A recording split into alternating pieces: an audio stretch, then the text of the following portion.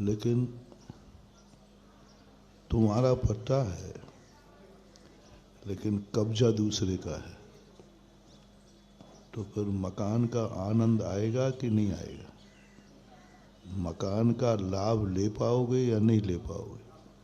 नहीं ले पाओगे। मालिक तुम हो, लेकिन उस मकान की जो अर्थ क्रिया है, जो प्रयोजन है, वह प्रयोजन सिद्ध नहीं होता। जैसे ये लमेटा है, लमेटा में कहीं भी घूमो, हर व्यक्ति में लमेटा का व्यक्ति अपनी मालिक पने का महाराज ये मकान मेरा है, ये मकान मेरा है, लेकिन मलकियत देखो तो वो रहने लायक भी नहीं है। कल मुझे एक मकान में रोका था पिछली बार, मैंने कहा भाई इस बार क्यों नहीं रोका? कहीं क्या पता वो गिर जाए तो।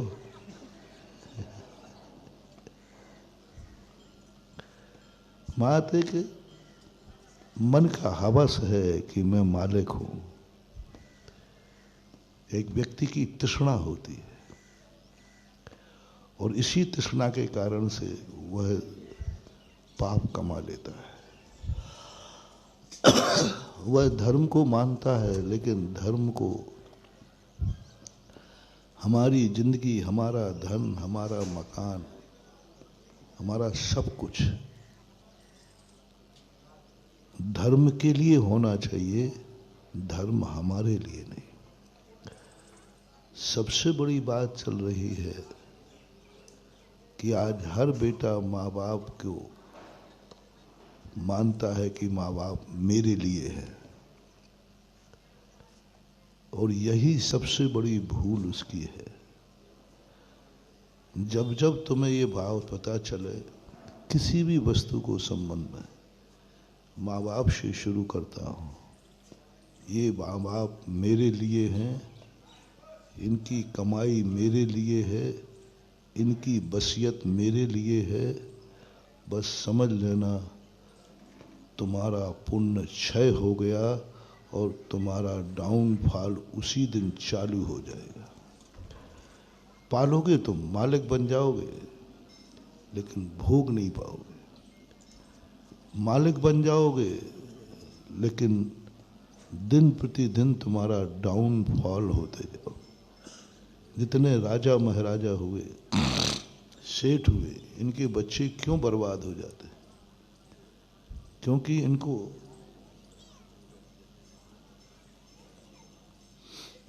एक ही अहंकार होता है, मेरे माँ बाप राजा हैं, मेरे लिए। दुर्योधन की क्यों विनाश हुआ? दुर्योधन कहता है कि धृतराज मेरे लिए हैं, वो मेरे पिता हैं, इसलिए हस्तिनापुर का राज्य मेरे लिए है। बहुत बड़ा मोटिवेशन दे रहा हूं महानुभाव, जो लाइव में बैठे सुन रहे हो घरों में वो भी सुने। जिंदगी का अपशगुन कब होता है? जब तुम्हें किसी भी वस्तु से ऐसा भाव आवे ये मेरे लिए है, बस समझ लेना उसी दिन से तुम्हारे जीवन का ग्राफ गिरना चालू हो गया, पुण्य क्षय हो गया। पुण्य उसी दिन से क्षय हो गया। अब तुम अपनी जिंदगी में कभी भी न तो सुखपूर्वक जी पाओगे, न सुखपूर्वक सो पाओगे, न सुखपूर्वक उठ पाओगे। तुम्हारी जिंदगी दिन प्रतिदिन बदतर से बदतर होती जाएगी, क्योंकि तुम्हारे मन में ये भाव आ गया ये वस्तु मेरे लिए। चातुर्मास में अंदर मैंने इस पर 1 हफ्ते प्रवचन दिया था। यदि तुम्हें ये भाव आ गया कि ये पेड़ मेरे लिए है, ये पेड़ तुम्हारा विनाश कर देगा, उसी दिन से तुम्हारा एक दिन ऐसे पाओगे कि हरियाली भी बैठने को नहीं मिलेगी। जैसे तुमने कहा कि ये हवाएं मेरे लिए चल रही, ये कुआं मेरे लिए है, ये खेत मेरे लिए है, ये पानी मेरे लिए है, ये परिवार मेरे लिए है, ये बेटा मेरे लिए है, ये पत्नी मेरे लिए है, ये महाराज मेरे लिए हैं, ये भगवान मेरे लिए हैं। बस मेरे लिए शब्द मैंने जो खोजा है शास्त्रों को पढ़ के, सब कुछ इतना करते हुए क्यों व्यक्ति अपनी इच्छा के अनुसार जिंदगी नहीं जी पा रहा? सब कुछ करते हुए व्यक्ति को क्यों लगता है कि मैं अधूरा हूं, अतृप्त हूं? सारी दुनिया ऐसे जी रही है जैसे गर्मी के दिनों में तुम पानी पीते हो ना, पेट कह रहा है भर गया है और गला कह रहा है, बोलो ना, पेट क्या कह रहा है? भर गया है। और गला क्या कह रहा है अभी? बस ये दशा है इस संसारी जी। सब कुछ तुम्हारे पास है लेकिन मन नहीं भर रहा है कि अभी मैं पूर्ण हूं। मन नहीं, मन की इच्छाएं तपन बढ़ती रहती है। क्यों हो रहा है ऐसा? क्यों नहीं जिंदगी का हम जीने का आनंद ले रहे हैं? हमें मरने का भय सता रहा है, जीने का आनंद नहीं आ रहा है। किसका भय लग रहा है? मरने का।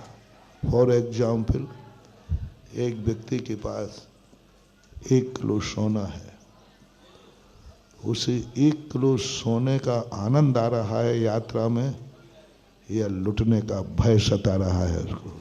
आप लोग, बहुत सरल उदाहरण मैं ऐसा सुधार देता हूं जिससे तुम्हें भिद जाए। अटैची में 1 किलो तो सोने का आनंद आ रहा है कि लुटने का भय सता रहा है? वो आनंद खत्म है, भय है। यहां तक भी भय है कहीं यही सोना हमारे प्राण ले ले। और हुए हैं ऐसे कई लोगों के, उसी सोने से, उसी धन से प्राण भी गए। यही जिंदगी सारे संसार। इसलिए मैं कहता हूं कि तुम मालिक हो 1 किलो के, लेकिन मलकियत तुम्हारे पास मलकियत तो है कि मैं लुट नहीं जाऊं। अनुभूति तो लुटने की हो रही है, अनुभूति 1 किलो सोने की उपलब्धि की नहीं हो रही है। जिंदगी में हम गाड़ी में चल रहे हैं, हम जी रहे हैं, लेकिन अनुभूति हो रही है कहीं मर नहीं जाओ। सुख का दिन आज जी रहे हैं, डर लग रहा है कि कहीं कल का दिन इससे डाउन ना हो जाए। हर व्यक्ति कहीं ना कहीं से भयशील है, उपलब्धि नहीं। क्यों? इसका मूल कारण है कि हम जन्म से लेकर मृत्यु तक और अनादिकाल से हमेशा एक ही बात सोचते रहे। जिस वस्तु को हमने देखा तुरंत सोचा यह मेरे लिए है। तुम्हें अच्छी वस्तु दिखी और तुम्हारे मन में क्या भाव आता है? मेरे लिए, मेरे लिए मिलना चाहिए या मेरी है, 2 चीजें आई। और मेरे लिए कोई भी वस्तु तुम देखोगे तुम्हें पसंद भर आ जाए, तुम्हारा मन तुरंत कहता है ये मुझे मिलना चाहिए, ये मेरे लिए है। बस ये जब जब तुम्हारे, बहुत बड़ा मोटिवेशन संक्षेप में दे रहा हूं, जब जब तुम्हारे मन में ये भाव आवे तब तब आज गुरु मंत्र पहला दिन है। ये गुरु मंत्र को अपनी जिंदगी में रख लेना। हमारा हिराश चालू हो गया, हमारा पुण्य क्षय हो गया, हमारी जिंदगी का अपशगुन चालू हो गया, हमारे मिटने के दिन शुरू हो गए। किसी को भी लगा लो, घर हो, मकान हो, माँ बाप हो, धर्म हो। माँ बाप मेरे लिए हैं, बस तुम अनाथ बनने की तैयारी शुरू हो गई। एक दिन तुम अनाथ बनोगे, क्योंकि तुमने एक बार भाव किया है कि मम्मी पापा मेरे लिए हैं। बस यहीं से तुम्हारा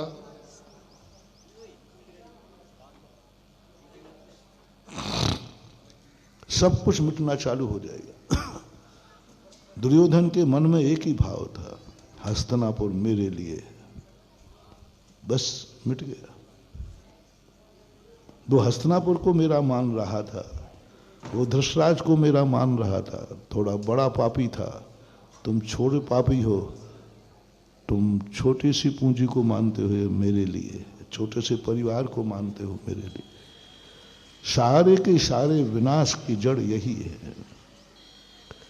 आज हम मंदिरों में आते हैं तो मंदिरों में यही भाव आता है, ये मंदिर मेरे लिए है,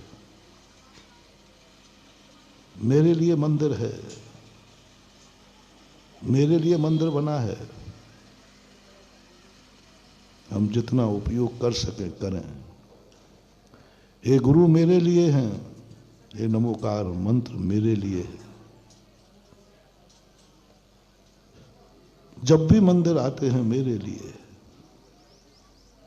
ये इतने खतरनाक धारणा है बंधु, ये मंदिर ही हमारा विनाश कर देंगे और एक दिन हमें वहां पहुंचा देंगे जहां हमें जिनेंद्र देव का दर्शन भी नहीं मिलेगा। क्योंकि तुमने एक बार कहा था ये मंदिर मेरे लिए है।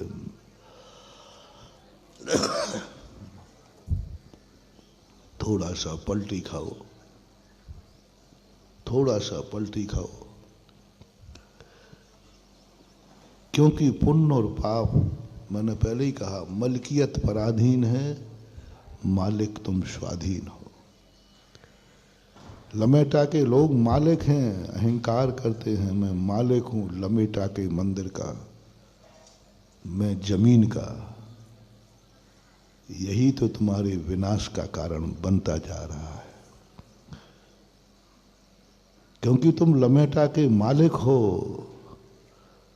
और लमेटा तुम्हारे लिए है। और यही जब जब तुम्हारे मन में ये भाव आएगा, तब तब तुम लमेटा से दूर होते जाओगे और लमेटा तुम्हारे लिए विनाश का कारण बनता जाएगा। तुम्हारे लिए है ये लमेटा, मेरे लिए है ये मंदिर, मेरे लिए है ये जमीन जायदाद, मेरे लिए है। जब जब तुम्हें भाव आवे, मेरी बात ध्यान रखना, तुम्हारा ग्राफ गिरता जाएगा और तुम लोगों की नेचर होते हैं कि हम जितना ज्यादा धर्म से ले सकें, हम जितना ज्यादा गुरुओं से ले सकें, जितना ज्यादा हम नमोकार मन से ले सकें, लेने का प्रयास करते हो। धर्म को तुमने साधन बना दिया है अपनी जिंदगी का, साधन बना दिया। और धर्म दर्शन शास्त्रों में धर्म को पक्ष बोलते, पक्ष को अनसाध्य बोलते। साध्य का अर्थ जिसे साधा जाता है। साध्य जब साधन बन जाए तो विनाश है, और साध्य यदि साध्य बना रहे तो विकास है। हमने साधन बना लिया अपनी जिंदगी का मंदिर को, हमने साधन बना लिया मंदिर की जमीन को। हमारे मन में आ गया कि हम मंदिर की जमीन मेरे लिए है, सब कुछ मेरे लिए, साधन बना लिया। रावण ने यही भूल की थी, उसने अपनी जिंदगी की हवस के लिए शांतिनाथ भगवान को साधन बना लिया। नमोकार मंत्र की जाप की उसने अपने साधन के लिए, नमोकार मंत्र की सिद्धि के लिए नहीं, अपनी इच्छाओं की पूर्ति के लिए। नमोकार मंत्र को हमें सिद्ध करना है इसलिए नहीं, इस नमोकार मंत्र से हमें अपनी इच्छाएं पूरी करना है। रावण की बस सबसे बड़ी, बहुत बड़ा भक्त था रावण, लेकिन वह भक्ति का मूल कारण क्या था? भगवान की माला फेरता था।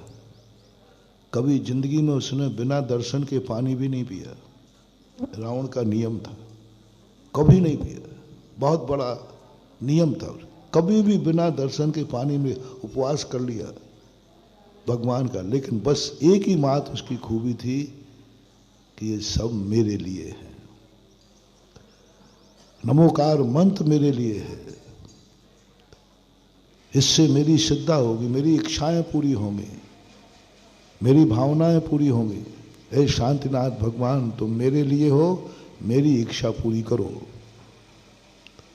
हे नमोकार मन, तुम मेरी इच्छाएं पूरी करो, तुम मेरे लिए हो, तुम्हारा मंदिर मैंने बनाया है, तुम मेरे काम आओ। इसी कारण से रावण बराबर धर्मात्मा, रावण बराबर भगवान का नाम लेने वाला दुनिया में कोई नहीं मिला। और जैसा भक्त कोई दुनिया में नहीं है, ना जैन दर्शन में, ना वैष्णव दर्शन। रावण सबसे बड़ा भक्त था भगवान का, वैष्णव में भी, जैनी में, लेकिन वह भक्ति का आनंद नहीं ले पाया। भक्त तो बना लेकिन भक्ति नहीं कर पाया, मालिक तो बना लेकिन मलकियत नहीं पाई। भक्त तो बना लेकिन भक्ति का जो फल था वो नहीं मिला। क्या भगवान का भक्त कभी नरक जाता है? लेकिन कहां गया? इसका अर्थ है वो भक्त तो था लेकिन भक्ति नहीं थी, भक्ति नहीं थी, क्योंकि उसने धर्म को साधन बना लिया था कि ये मेरे लिए है। जब जब तुम्हारे मन में भाव आवे, विनाश हो जाता है।